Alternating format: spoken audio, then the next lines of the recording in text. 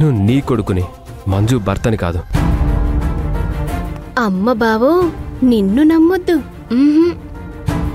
నువ్వు మీ అమ్మకు చెప్పేది మీ అమ్మకు చెప్తావు, మీ ఆవిడకు చెప్పేది మీ ఆవిడకు చెప్తావు. అవతలి వాళ్ళు పుండ మీద కారం చల్లినా వెన్న ఎలా రాయాలో నీకు బాగా తెలుసు. నువ్వు ఇవన్నీ మనసులో పెట్టుకొని కుమిలిపోవద్దమ్మా. సరే, నేను ఇప్పుడు వెళ్ళి త్వరగా వచ్చేస్తాను.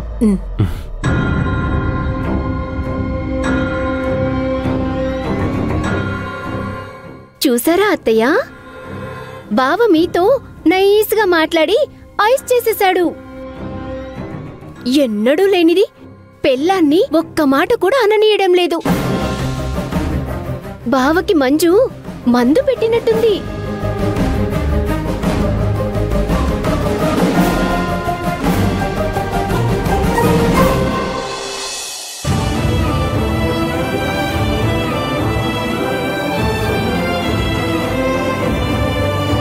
ఈ ఇంట్లోకి రానివ్వను.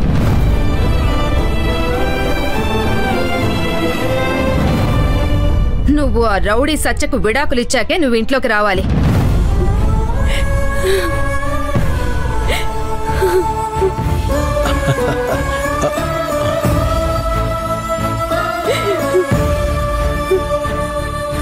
నేను మళ్ళీ ఫోన్ చేస్తాను.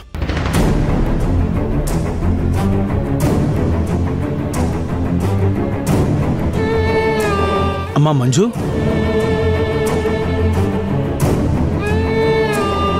ఏమైందమ్మా? ఎందుకు ఏడుస్తున్నావు? చెప్పమ్మా. కూతురు తన బాధని తండ్రితో చెప్పుకుంటే ఆ బాధ కొద్దిగా అయినా తగ్గుతుందమ్మా. చెప్పమ్మా. నాన్న, నేనొక దురదృష్ట జాతకురాల్ని. ఇంట్లో అందరూ నన్ను కోప్పడుతూ అసహించుకుంటూ దూరం పెడుతున్న వాళ్లే. అయినా నేను వాళ్ళని గౌరవిస్తూనే ప్రేమతో దగ్గర చేసుకోవాలనుకుంటున్నాను.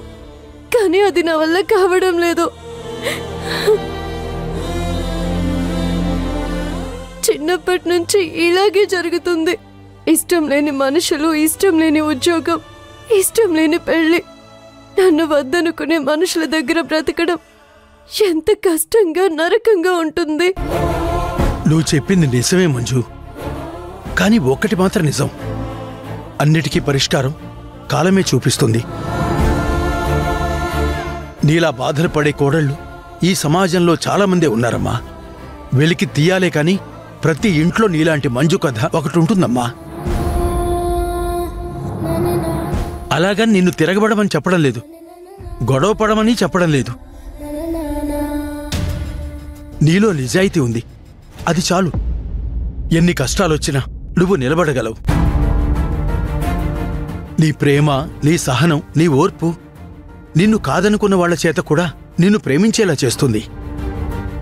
వినడానికి మాటలు బాగుంటాయి నాన్న. మనలో ఓపిక ఉన్నంత వరకే వినగలం, తర్వాత చచ్చిపోవాల్సిందేనా? అమ్మా మంజు, అలా మాట్లాడుకో. నిన్ను ఎవరూ అర్థం చేసుకోవడాలనే బాధతో నువ్వు అలా బాధపడుతున్నావు. ముందు ముందు సత్య నిన్ను అర్థం చేసుకుంటాడు. సత్య నీకు తోడుగా ఉంటాడు, నీడగా నిలబడతాడు. వాడు మంచివాడు తల్లి. అద్దానికి మరకంటినట్టుగా ఉంటాడు. ఆ మరకలు పోగొట్టే మనిషి దొరికినప్పుడు వాడు ఎంత గొప్పవాడో అప్పుడు అర్థమవుతుంది.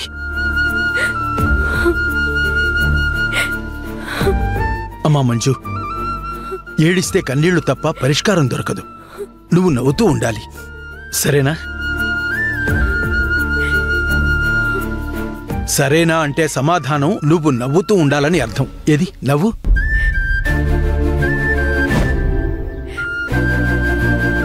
నవ్వు నీ చిరునామా కావాలి.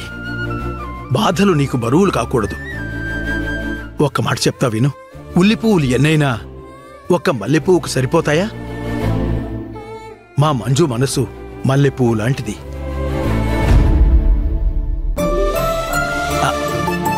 అమ్మయ్యా, ఇప్పుడు నాలో కలిగింది తృప్తి, పోయింది అసంతృప్తి.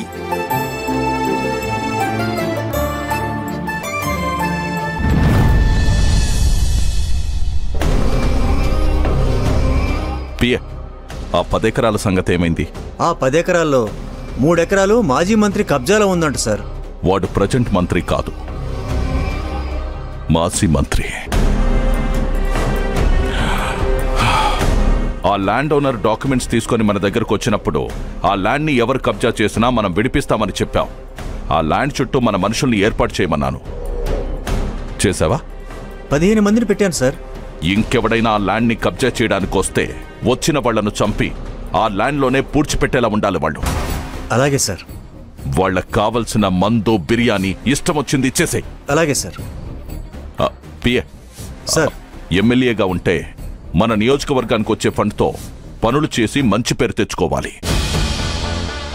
ఆ ఎమ్మెల్యే పదవిని అడ్డు పెట్టుకొని ఇలాంటి దందాలు, కబ్జాలు మన సొంతానికి చేసుకోవాలి.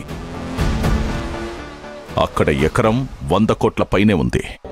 10 ఎకరాలంటే సింపుల్గా 1000 కోట్లు. ఈ 1000 కోట్ల మీద ఏ గద్ద వాలడానికొచ్చినా దాని రెక్కలు విరిచేస్తా, అవసరమైతే పొడి చేస్తా. సార్, హైకమాండ్ నుంచి ఫోన్. మనం బిచ్చగాళ్ళమైతే ఈ పార్టీ హైకమాండ్ వాళ్ళు పెద్ద బిచ్చగాళ్ళు. పార్టీ ఫండ్ కోసమే చేసుంటారు. ఆ పెన్ డ్రైవ్ లో మన లెక్కలు, బొక్కలు ఉన్నాయి. మనకెవరెవరిచ్చారో, ఎంతెంతిచ్చారో ఆ వివరాలన్నీ ఆ పెన్ డ్రైవ్ లోనే ఉన్నాయి. ఫోన్ ఇటివ్వు. వీర లెవెల్లో వీళ్ల ముందు నటించాలి. సార్, నమస్తే సార్. మహానంది గారు, మీ నుండి రావాల్సిన పార్టీ ఫండ్ ఇంతవరకు రాలేదు. పంపిస్తాను సార్.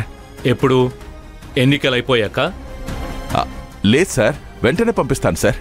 ఇలా లేట్ చేయకపోయి ఉంటే ఈ పార్టీకే మీరు మంత్రి అయి ఉండేవారు. నిజమే సార్, మీరు చాలా మంచోళ్ళు. నా టైం ఏం బాగోలేదు సార్. నా మొలతాడే ఉరితాడవుతుంది సార్. ఒక్కటి గుర్తుపెట్టుకోండి మహానంది గారు, ఈసారి హైకమాండ్ మీరు ఫండ్ ఇవ్వడానికి 4 రోజులే టైం ఇచ్చింది. ఆ టైంలోగా ఇవ్వలేదనుకోండి, ఈసారి టికెట్ రావడం కూడా కష్టం. అంత మాట అనకండి సార్.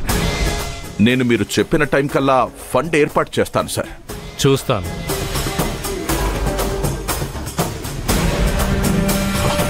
చూసావా పిఏ, 10 సార్లు ఫండ్ ఇచ్చి 11 సార్లు ఇవ్వకపోతే అసలే ఇవ్వనట్టు మాట్లాడుతున్నారు. Pen drive, pen drive, pen drive. ఆ పెన్ డ్రైవ్ ని పట్టుకురండి. దానిలోనే ఎవరెవరు ఎన్నెన్ని కోట్లు ఇచ్చారనేది ఉంది. అది త్వరగా మన చేతికి రావాలి. అలాగే సార్. అలాగే కాదు, పని అయ్యేలా చూడు. అలాగే సార్.